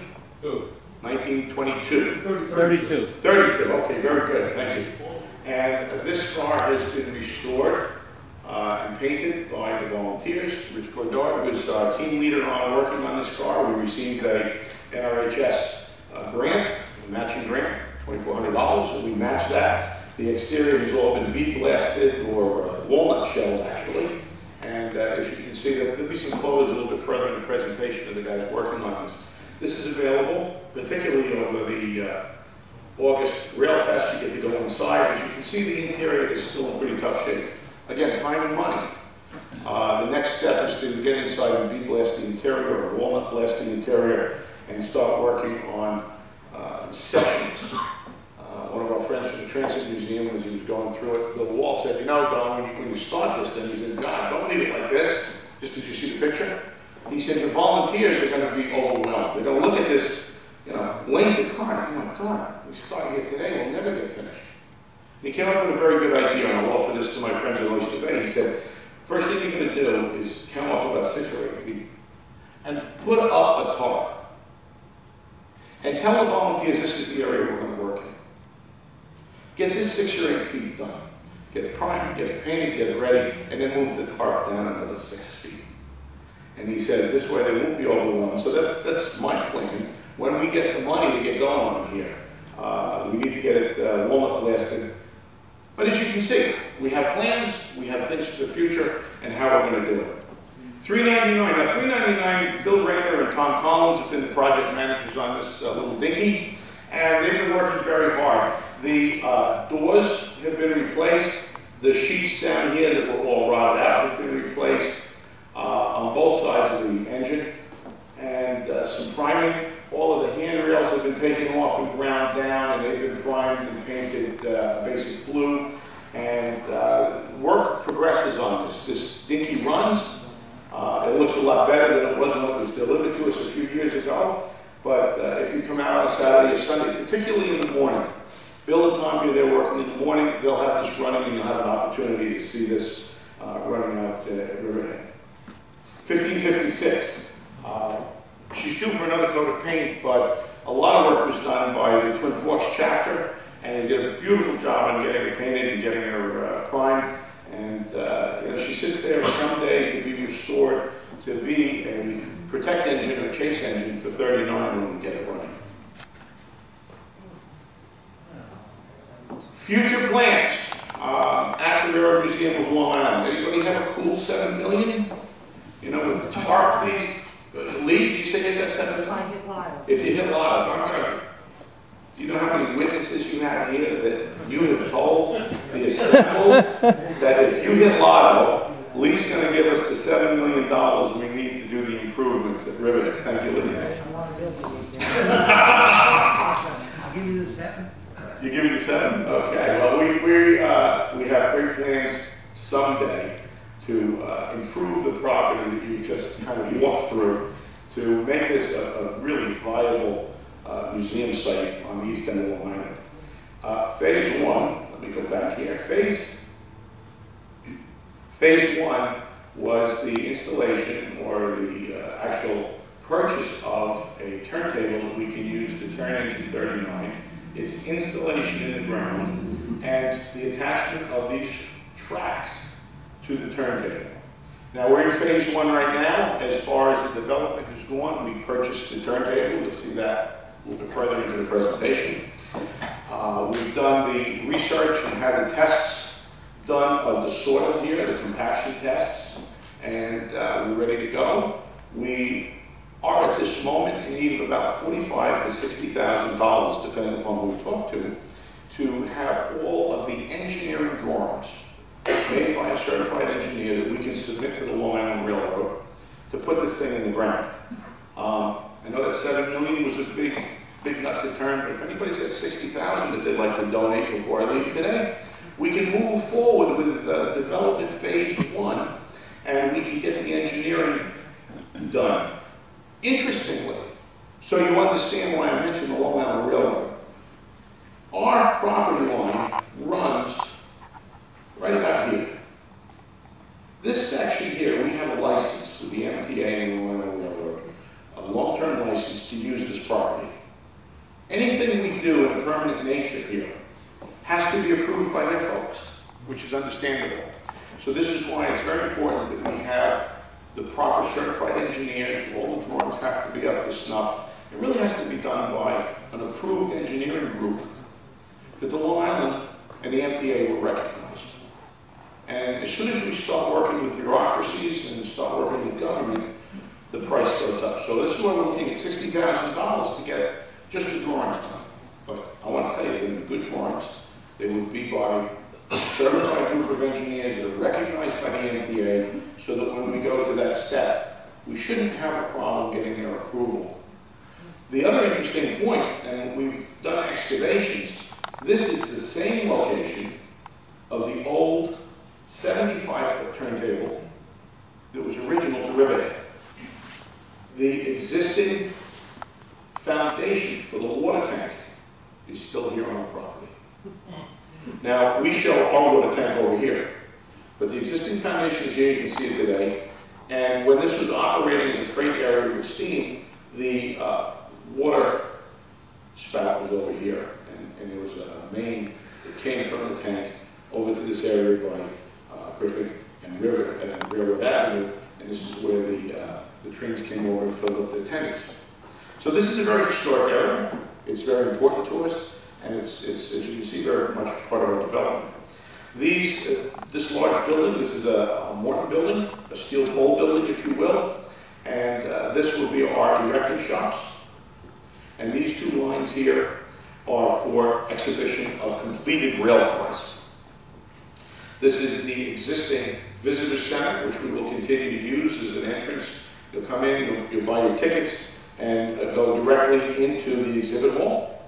And on days when it's safe and the crew's not working, we will have shop tours.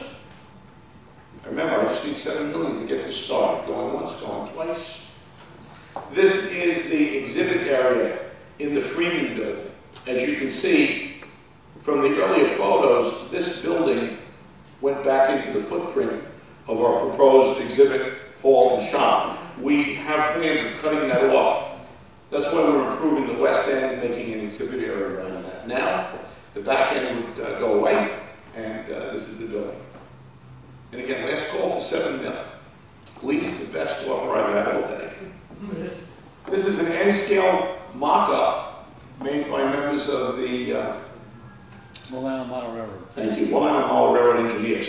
Lou Caligeris is one of our blue ribbon engineers. We have a group of Rotary members from Riverhead. Lou Caligeris, an engineer and active member for the Long Island Model Railroad, his group, he does our engineering. We have an architect, Marty Semlewski. Joan Jacob is our surveyor and property easement guy. And Mr. Dennis Esty is Danowski. Mr. Danowski is the attorney. These four gentlemen are Blue Ribbon Committee from the Riverhead Rotary, and they work very closely with us. And this is an N-scale model of the finished exhibit hall and shop made by Lou's teammates over at Long Island Model Railroad. Now, if you have ever been down to the Pennsylvania Railroad Museum and you ride along that road between the museum and the Strasburg Railroad, if you look at the museum, I keep hitting the wrong button here, they have large glass windows that come up almost 2 stories tall. So that when you ride by at night, the lights are on the rolling stock. But we've kind of copied that. We grabbed that from them. These will be roll-up garage doors, and you'll be able to go by on Griffin Avenue at night. The visitor center connects to the building here, and as you go by, you'll be able to look inside and see the rolling stock that's on exhibit. Now, I did tell you we purchased a turntable. Now, as Gary mentioned, the move for the MPs out of Knox and Kane, we think it's going to be the 18th. You give and take a little bit with what's happening with things like permits to go over the road, things like truckers that use the right equipment and get there and get you home. This was supposed to be a 1-week move from the Arcadian Attica Railroad just south of Buffalo. Turned into a 3-month ordeal. You may remember a few years ago about the turntable that sat up on Route 17, and all the truckers used to laugh about it. Well, here it is. After 3 months, we finally got it down to Riverhead, and as you can see, has 60 tons of steel. How big is it now? This is an 85-foot turntable, and 60 tons. And, you know, we gave all the right measurements and all the right weights to the trucking company, and they sent the wrong trailer. And then they get the trailer stuck in the mud as they were pulling it out of the yard. And then the state troopers had to bring in a great big Caterpillar payloader from a quarry out there. And that's when everything went down the tubes, because the state trooper they got to escort the big excavator was part of the motor carrier safety unit out on Route 17. Oh, good night, nurse. Good night, nurse. It's about where it was. He said, this thing isn't moving anywhere because the trailer you've got is too small. And this is the trailer that we were told we were going to get. And what we ended up with was a much lighter trailer. It had a lot more wheels, but they were smaller wheels. And it had a couple of tracks down it. And the company used to use it to run subway cars down to Baltimore. And it didn't work. So I sat around up there for 3 months until they worked it through the courts and they got things squared away. They did the right thing. We finally got this trailer, a wonderful trailer, and we got it to Riverhead. We started weekend after Easter, and we had it there on July 4th. And there we are. Oh, we got the trailer out. We're setting on the blocking. Yes. And that's the way she looks today. So far, what we've done is we've treated it. Because it was up in a non-saltwater environment, it was in very, very good shape. Our engineers have told us that this is in much better shape as a turntable than the extant turntable is out of Greenport. There's a lot of erosion from the elements on the turntable out of Greenport, and it will probably cost us 1.5 times to restore that turntable compared to what we're going to pay for this one.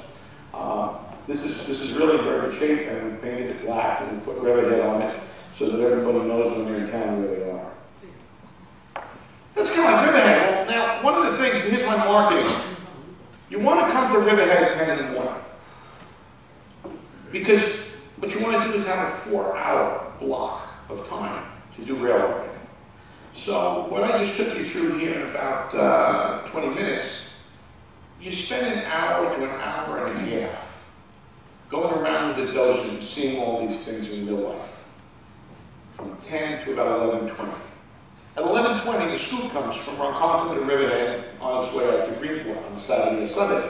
And what you want to do is leave your car at Riverhead. Let the engineer do the driving for you out to Greenport. At 11:15, go over to the platform, get on this train, and make your way to Greenport. Because what I have to offer you is, if you do both museums on the same day, your ticket at Riverhead is good out of Greenport. So instead of getting $10 out of you, we're only going to get 5. And you're going to get 2 museums, plus a ride through some of the most beautiful farm land this side of Strasburg. You're going to go through the middle of the farm on the North Fork. You're going to bisect below Route 25 and County Road 48. You're going to see things that you never see from the road. You're going to go through the vineyards. You're going to go through the horse farms. You're going to see the little villages as they are. And to me, it's a beautiful half-hour relaxing ride, and as good, if not better, than what you see in Strasburg. In Strasburg, I think everybody here would agree, it's a premier ride. So in 30 minutes, it brings you to Greenport. You've left your car at Riverhead. And this is what Greenport used to look like. People don't realize what a bustling terminal this was. And of course, we like to say that Greenport was the reason for the Long Island Railroad. Because when those money folks wanted to make money and get people to Boston, they knew that by coming to Greenport and taking the people off the train and putting them onto the steamboat to Stonington, they could cut that 2-day trip or whatever down to 11 hours. And they were very smart. Of course, we all know in the room, for the first 5 years, they made a bundle of money. They did very well. So we had, for the early years, up until the 1920s, a very, very active yard out there. The passenger station, the docks that used to be able to allow the passenger cars to be pushed right out, porters would take the baggage from the train car, put it on the boat, people would step off the train car, step onto the steamboat, and they were on their way to Stonington, Connecticut. The existing turntable, still there. And they had this 4 Bay roundhouse. This was an oil tank. The water tank and associated maintenance of way buildings were down here on the other side of 4th Street. And this was a happening place. No longer do we have the station agent's little vestibule. This burned and was taken off by the railroad sometime in the early 1900s. You can see the freight station back there. Very, very active freight area. And this is the home of the Railroad Museum of Long Island in Greenport since 1990, the existing freight station. This is what you see, Jaws, when you step out of your car. And here's the flora and fauna as you enter the front door. We also have a gift shop at Greenport. Sometimes we have people who just come to Greenport, they don't make it to Riverhead, and vice versa, so we have a very nice gift shop there. Books, timetables, all kinds of odds and ends. And this is the exhibit area. Now, let's see. We'll see a picture. We'll see a picture a little bit further in the presentation. Right along here is the existing, the old-fashioned potbelly stove and the chimney. And this area where we have a gift shop is where the Railway Express agent and the Long Island Railroad agent would work, this area here. As we step from here forward into the room and we look at this exhibit wall, this is the large area where freight could go from trucks on this side through this door and move across and go out onto the rail cars, or vice versa. We're decorated here for our Christmas, our Santa Claus. Some of the artifacts that we have on display, we've got a Buddy L train set, and I understand that young people back in the 20s could actually sit and ride on this thing. Photos like this with the dimensions shown are what we archive into our computer database that we're working on. We're using Past Perfect software. Everybody in historic preservation, historic society is very familiar with Past Perfect. And we take these photos and we put as much information about the article onto a page in this database. And as that develops, it'll be ready access for anybody interested in doing research. This is an old Signalman's telephone. They take out online and use it to hang between a couple of wires and talk back. Gene Calora, I don't think Gene's with us today, but last year he was our primary exhibit for our 2008 season. Did a beautiful presentation of black and white railroad photography. The year before we had the Many Hands exhibit from the Transit Museum. Some of our standing museum exhibits, tools, the various different sundry changes in conductor wear over the years. Bliss Tower. We were fortunate many years ago when they took down Bliss Tower, we have the control here, and we built a resemblance of Bliss Tower. This is our little office out of Greenport, and around the corner, what our volunteers affectionately call as the kitchen. Refrigerator, and where we get things ready for the Christmas party. Some more of our exhibits. You got a little quick peek there of some signs. We're going to talk about signs for a minute. This sign goes back to the late 1800s, and this was a Pennsylvania Railroad sign. 1941. What's that? 1941. 1941? You think that was made in 1941? I have the other two. You've got the other two? No kidding. Well, you just blew my whole spiel. But I'm going to give it anyway. He says he's got two of them from 1941. Well, I'm going to give you a spiel. In the late 1800s, when casting was an art form that was well known around the country and inexpensive compared to what it is today, the Pennsylvania Railroad made their signs out of cast iron. So when they came to the Long Island, or they purchased the Long Island in 1900, cast iron signs were ubiquitous throughout the system. And this is Ozone Parks. This gentleman here has the other two. If I don't want to give them up, we'd like to make them all together in Greenport. There were four. There were four. Where's the fourth one? Not sure. Oh, my God. What did you do with your two? They're in a closet. They're in a closet. They're heavy, aren't they? Yeah. Yeah. Well, we put these things up on chains. This was quite the operation here when we put this thing up. We wanted to represent the differences in signage over the years at the museum. So this takes us back, and I'm going to stay with my late 1800s, early 1900s Pennsylvania Railroad. And then as the Art Deco period came in and we started seeing porcelain baked onto steel for everything from ice boxes to stoves, the Pennsy, staying with the times, went to this type of a sign. You can see they're maintaining the gold or the yellowish gold and red motif that they had in the old signs that they would cast. But I have to believe this was a less expensive way. It was the art of the time, and they were able to make more signs for less money. And they were really very, very pretty. So then we have porcelain on steel here, and this is East Mauritius sign. Well, you know, times were tight, just like they are today, so we had to save money, and as you can see, this is probably post-Pennsylvania time, or certainly during the time in the 40s and 50s when the Pennsys didn't have much money.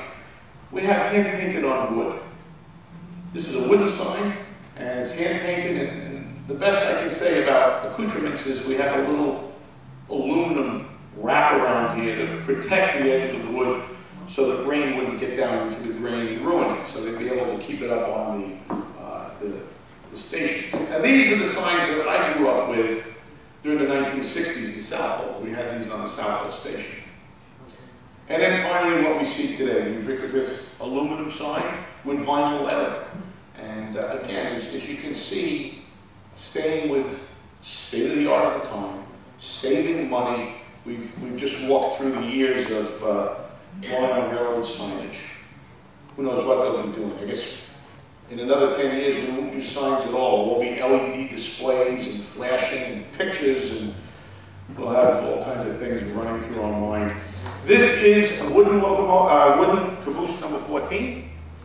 We purchased this from some folks, Mr. and Mrs. Sider, after he passed away. They had it at Essex Steam Train, and they used to use it as a place to stay when they come down and volunteer on the Essex. And this was caboose number 14, sort of use during the freight heyday out to Greenport. And those shipwrights, the carpenters that we spoke of, did a beautiful job. This is Bob Ducky Cannon, writes for the Pennsylvania Railroad Technical Historical Society, quite a historian and a guy that I go to for answers a lot. He and Bob White were the project managers, and as you can see, when we start on a project, we take the volunteer members. It's their project, they're the project managers, and everybody goes to them. So Bob White and Bob Ducky Cannon were responsible for working with the shipwrights, and this is some of the beautiful work that they did. This is open at Greenport. When you come out, you get to go through and hear about life in a caboose back during the freight days. Rob, yes, Rich. Don, in the journal that's on sale here, Ducky has written an article about very good. Yeah. The history of this style classic caboose. If you didn't get a journal today, I'm going to tell you, buy the journal. If for nothing else, you want to read this article. It's a great article. And as you can see, the men did a beautiful job restoring this. There's George. George needs a paint job right now. And if we get some welcoming Boy Scouts, you're going to see what the Boy Scouts did for us out there in a minute. If we can get the Boy Scouts back, we're going to get this painting. Ooh, I don't know why my computer wants to do that. It keeps, when it does that, you get to see where I'm going, and I don't have any more surprises to let you know. Well, you know what it looks like in the next picture, because you saw it slide through. We had the Boy Scouts, the Greenport Troop, attack this. How's that for AV? Wow. Yeah. Well done. Now, I have to say the paintings held up very good on here, and for that, we thank the Twin Forks chapter, National Railroad Historical Society. About 10 years ago, you guys nailed this thing. You did a good job with black paint. It held up very well, and they painted Greenport on there. Ooh, this is what people were faced with. There you go. And again, we predominantly show off the Twin Forks. I got to tell you, Twin Forks chapter and the Railroad Museum of Long Island are hand in hand. There's a lot of cross-pollination with membership. A lot of the Twin Forks folks belong to Redmond, a lot of Redmond folks belong to Twin Forks. We work very well together, and we have for many years. And this is just another example of our getting together and working on projects. And the Boy Scouts did a beautiful job. They brought in all this crushed bluestone, and I don't think the Pensy or the Long Island Railroad ever thought it was going to look that nice. Why don't you do that? Okay, and here's the air-driven, the turntable at Oyster Bay is running electric motor. The turntable at Riverhead will be running electric motor. This is a pneumatic motor. And we have the drive unit at Riverhead in storage, but the drive unit hooks onto these gears. And what they would do is they'd bring the locomotive onto the turntable, and they had a pony hose that would come off the compressor, and they'd plug it into the side of the locomotive, and by throwing the valve one way or the other, just as if you were going to raise or lower your car in a gas station, they could move the locomotive one way or the other with air pressure to the pneumatic motor. And of course, that will go back into service when we get this restored. Really restorations, yeah, some of our stuff looks like this when we get it. Yeah, some of this stuff looks like that. What is that? What is that? Well, it has nothing to do with the railroad. This actually is a picture that I took of a big stationary boiler system at one of these silos, which will remain unnamed at this time. I got that shot on a little urban exploration mission that I was on. But it's good to show you what a mess we can have. 200, before it was walnut blasted and painted, and here's the volunteers working along. After it's been walnut blasted, we're getting some primer on it, and finally there's Rich putting the finished coat on. They have Cody and Rich. Unfortunately, one of our big problems, and Oyster Bay is going to run into this too, unlike the Pennsylvania Railroad Museum, unlike the B&O Museum, we can't get our stuff on the shelf yet. So I got to tell you, it's been a couple of years since this paint's been on. If you come out to Riverhead today, you're going to be disappointed because the weather has worked this paint over, and it's dulled it. You know, it's still protected. It's not corroding or doing anything. We've protected it, but unfortunately, because of the weather, we're in a very salty atmosphere, just as Oyster Bay is. Sometimes we're one step forward in restoration, and then if we don't have the money to continue, and we certainly don't have any place to put these things inside, we very quickly end up 2 steps back. 200's in good condition. Don't feel too bad when you see it, but if you come out today, you're going to see it doesn't have this beautiful sheen to it. This lasted about 18 months. Now it's dulled, ready for some more paint. Anybody wants to paint, if you don't have the $7 million, if you don't have the $60,000, we have the rollers and the paintbrushes. Come see us. 1556, we're doing a little work on the radiator vanes, and we're doing a little winterization here. It's Paul Strubeck. And what he's doing is putting oil into some of the moving parts of the fuel system, injectors. And we're caulking up an antenna on the roof there so it will stop ringing. This is our 1920s Baker electric crane. This came out of Hillside Yard many, many years ago. But we still use this puppy. It has a 6-cylinder gas engine on it, and that runs a big dynamo. And all of the wheels and the unit to lift and raise the boom and lift and raise the material are all electric. And we got quite a work session going in that day. Engine 39. Here we are preparing engine 39 to get out of Dodge and go to be restored. And you can see us cutting out boiler tubes and flues here. We did do a lot of work on 39 until we turned it over to the contractors. And once it went to the contractors, everything was under the contract with Suffolk County Department of Public Works, the $800,000 ICE-T grant. This is inside the belly of the beast. We're cutting out tubes. Yeah, they're running. This is what I usually look like. When people see me in this, they're afraid we're going to court. This is my court clothes. I recognize you today. I know, but For those of you who know me, I do have to suspend this on. This is usually what I look like. And there's Navi Piers, he's working the other end. He was cutting one end of the tubes and I was cutting the other, shoving them out. As you can see, here they come. We're inside, we're cutting, and this is Dennis Harrington, past president of the museum. And as you can see, we grab them and we take them out. And here we are just about ready to go to Medford to Boiler-Matic. We've brought this across to the visitor center. Our shipwrights, when it's time, and it's not time yet because the type of woodwork that you have to do on this, we have to do this just before it goes back onto the locomotive. To do it now and leave it outside, it would just rot. So this goes, it's kind of in storage, and eventually our shipwrights will do all the woodwork inside. I'm going to run through a series of shots here of our volunteers working on cleaning parts to 39. There you go, there's a drive rods, looking beautiful.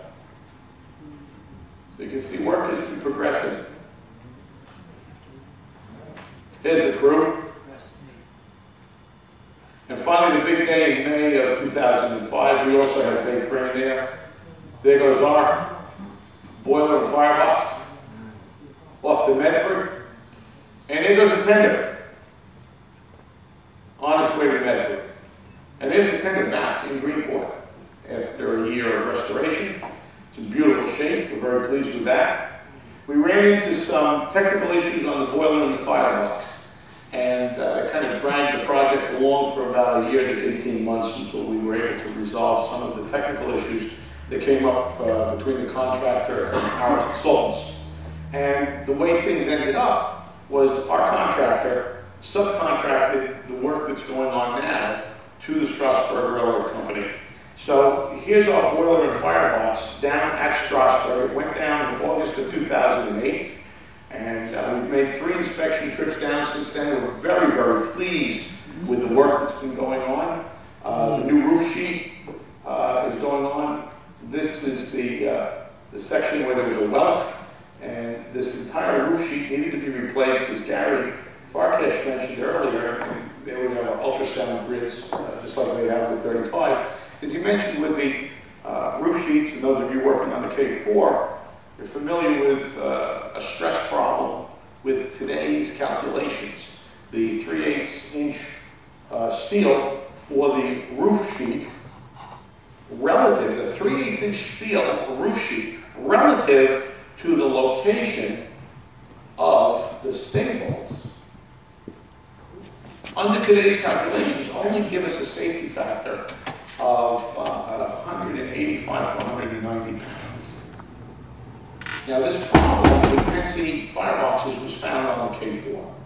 Unfortunately, the calculations were done after the K4 firebox was restored. That's where we've got a problem there. The money's already been spent. Not totally. Not totally? Okay. Bottom line is the K4 has to have a firebox. All of the Pennsylvania engines have a similar problem. Right. And that problem exists on the very top of the bell pair portion of the firebox, where it joins the conical part of the boiler in the course that has the steam dome. Correct. And that's where you have the worst case scenario, and you have the largest distance between the staples. Correct. And what happens is, at 3/8 of an inch, it doesn't meet the factor of safety of 4.0 or greater. Correct. So they're going to re-engineer it, and I think it's a 1/2 inch that we have to use on the Good. so. Good. John's right on the money. What we have done here, and correct me if I'm wrong, the issue with the K4 is they have to go back and do that. And that means more money for a project that should have been done. You know, fortunately for us, that engineering problem was found on the K4. Fortunately for 35 and 39, we're correcting the issue now. This is the new 1/2 inch roof sheet. And as you can see, it fits perfectly, and progress is moving along at a very, very fast pace down at Strasburg. So we're very pleased with the work. This is the new roof sheet. I just took those pictures about a week and a half ago. We were down for inspection, and outstanding work. So there's hope here. Now I'm getting the cuts on here. We're going to move through these quickly. Yeah, there's one over a couple of minutes. All right, let me go through real quick. Our August Railroad Festival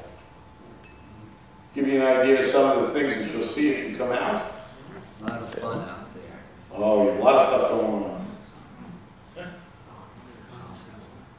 MTA police, well represented over the years. And the first weekend in December, Santa comes out on the noontime train, and as you can see, there's lots of happy young people and parents. We do raffles. There's this year's raffle. Tickets will be on sale if you come out. We have our volunteers one-dish supper, the Saturday night in December. This is our outreach with our O-gauge operators. They go around, they fly the flag at various places, hand out brochures and flyers, get people to come to the museum when we're open. And the last thing we've been doing over these 4 years is we sell club cars to raise money for the museum. This is the 2009 club car. And John, when am I going to get my club car, please? What do I want to tell you about the club car? The club cars are becoming in August. Thank you. Yeah. And we're going to finish up here. Here you go.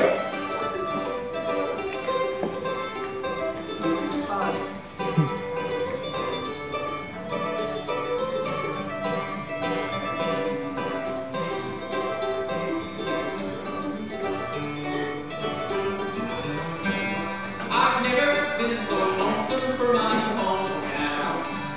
It seems I've never been so far away. I know I was so miserable. I'll be gone before the break of day. I'll have to quit this daily ring. God, I'm gonna serve my dread. I'm sick. I'm proud of an old fire car. Say that to whiskey around. Eastbound freight train, eastbound freight train, take me home again. Eastbound freight train, eastbound freight train, let me stay till the end.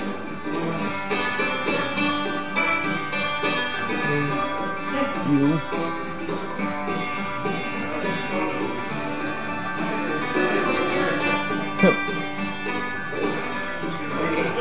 Oh God. Oh crap. Now never very far from my home. I'll never live again to run. I know I'm born to ramble, but I'm gonna stick around my home. I can see the smoke go rolling. Out there, Oyster, and I'm sitting on top of an old boxcar, staring down that Hicksville track. Eastbound freight train, eastbound freight train, take me home again. Eastbound freight train, eastbound freight train, let me stay to the end.